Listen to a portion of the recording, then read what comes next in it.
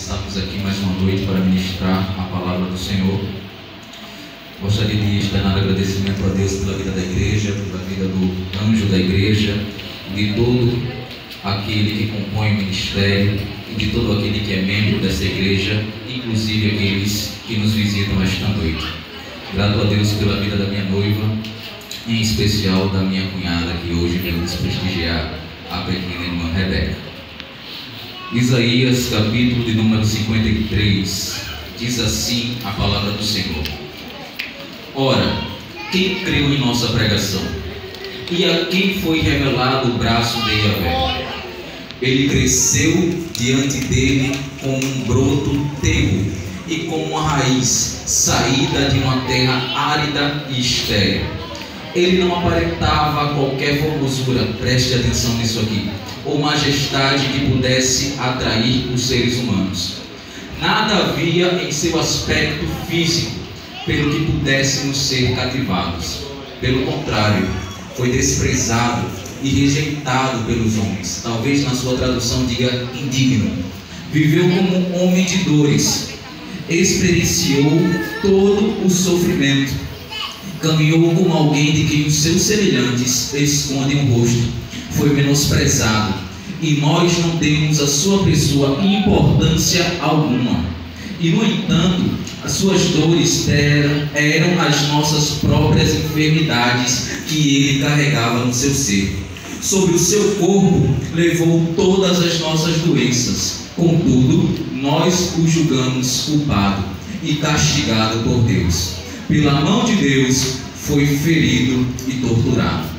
Mas de fato, ele foi traspassado por causa das nossas próprias culpas e transgressões. Foi esmagado por conta das nossas iniquidades. O castigo que nos proporcionou a paz caiu sobre ele, e mediante as suas feridas fomos curados. Em verdade, todos nós, tal como ovelhas perdidas, andamos errantes.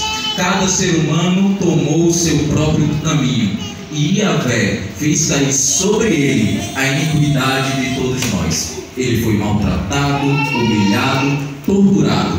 Contudo, não abriu a sua boca. Agiu como um cordeiro levado ao matadouro, como uma ovelha que permanece muda na presença dos seus tosqueadores, e não expressou nenhuma palavra. Por intermédio do seu julgamento tirano, ele foi preso. E quem pôde falar dos seus descendentes? Pois ele foi ceifado da terra dos viventes, por causa dos erros do meu povo, ele foi golpeado. Podem sentar em nome de Jesus.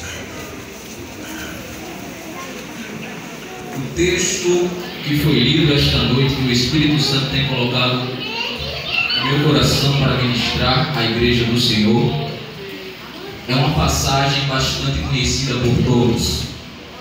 O livro que leva o nome do profeta Isaías, que é escrito também pelo profeta Isaías, ele vai retratar o período em que Judá está se afastando da presença de Deus. Isaías, contemporâneo do rei Uzias. Isaías, contemporâneo do rei Jotão, do rei Ezequias. A palavra vai nos dizer, no capítulo 1 do livro do profeta Isaías, a palavra nos diz: a vossa terra está desolada, e as vossas cidades foram completamente arrasadas pelo fogo. Não tiveste o Eterno, o Senhor dos Exércitos, nos deixado alguns sobreviventes, já estaríamos arrasados como Sodoma e Gomorra. Isaías nos apresenta um quadro em que a nação, o reino de Judá, está desolado pela distância de um povo para com seu Deus.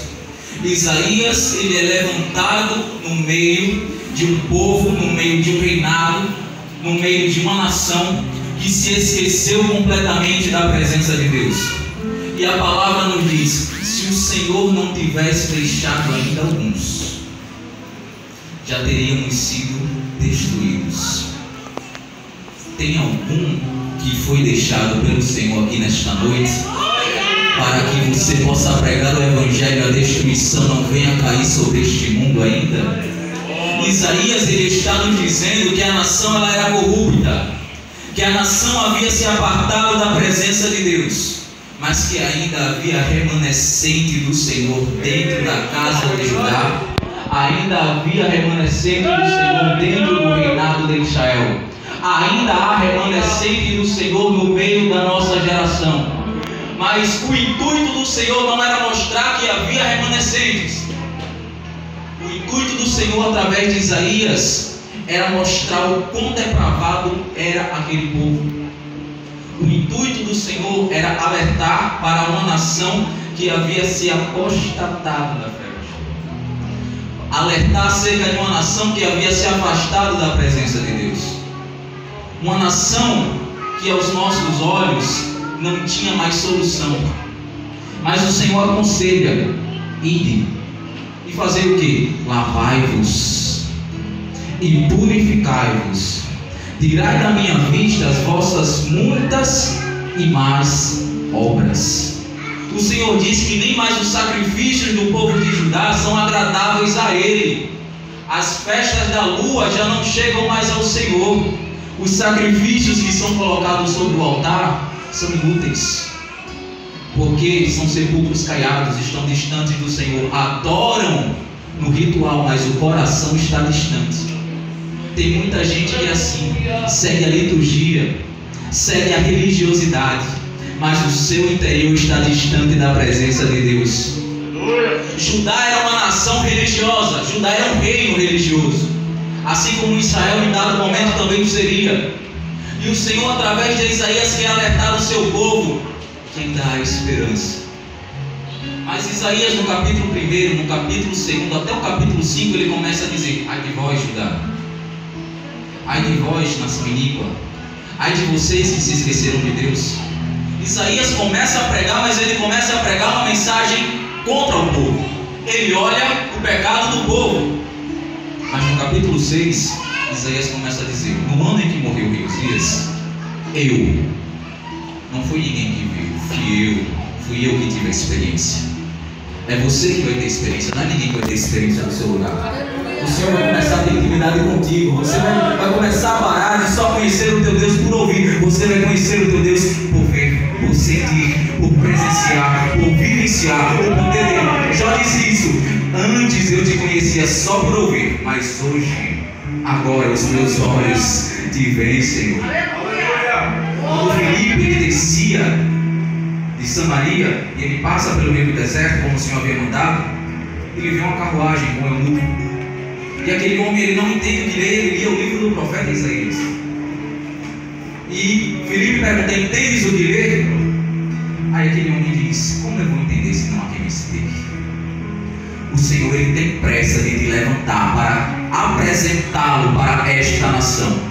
A mulher samaritana que encontrou com ele no poço não reteve Jesus para si. A glória de Deus não tem que ser retida dentro de você, ela deve ser compartilhada. A glória do Senhor que Ele colocou na tua mão não é para você se acovardar, não é para você retroceder, é para você ir pelo mundo e pregar o evangelho a toda criatura. Gideão escolheu 32.000, só ficaram 300.